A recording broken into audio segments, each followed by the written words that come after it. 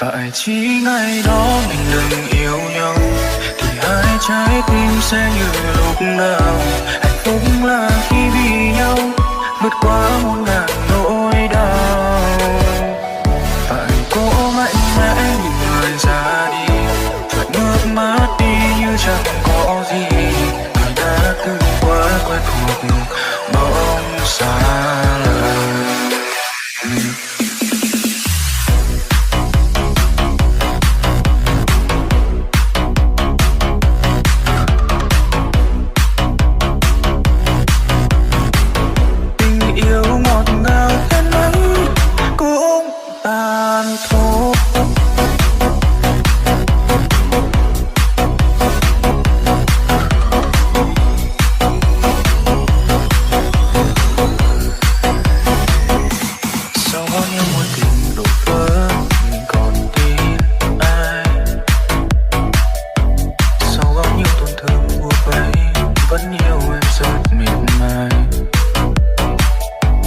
Qua bao nhiêu khoảnh khắc thời gian tưởng chừng hạnh phúc nhất, phút chốc tan vỡ thật nhanh. Anh ngỡ tình yêu ngọt ngào đến mấy cũng tan thôi. Phải chỉ ngày đó mình đừng yêu nhau thì hai trái tim sẽ như lúc nào. Hạnh phúc là khi vì nhau vượt qua muôn ngàn nỗi đau. Phải cố mạnh mẽ nhìn người ra đi, phải ngước mắt đi như chẳng có gì. Người đã từng quá quen thuộc bỗng xa lờ.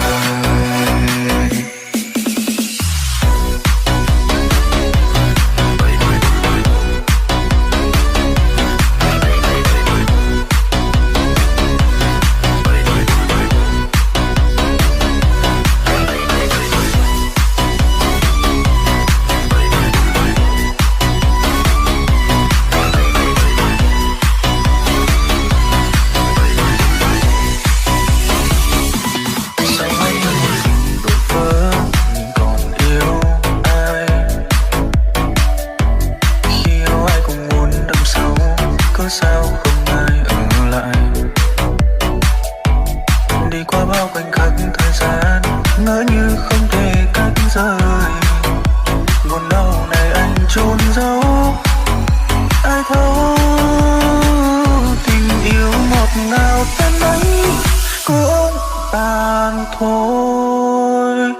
Phải chỉ ngày đó mình đừng yêu nhau thì hai trái tim sẽ như lúc nào. Hạnh phúc là khi vì nhau vượt qua muôn ngàn nỗi đau. Phải cố mạnh mẽ nhìn người ra đi, phải ngước mắt đi như chẳng có gì. Người đã từng quá quen thuộc bỗng xa lờ. Tình yêu dù lâu khi buông tay cũng sẽ phai tàn như cánh hoa rơi. Hạnh phúc kia ngỡ thật gần nay hóa xa xôi.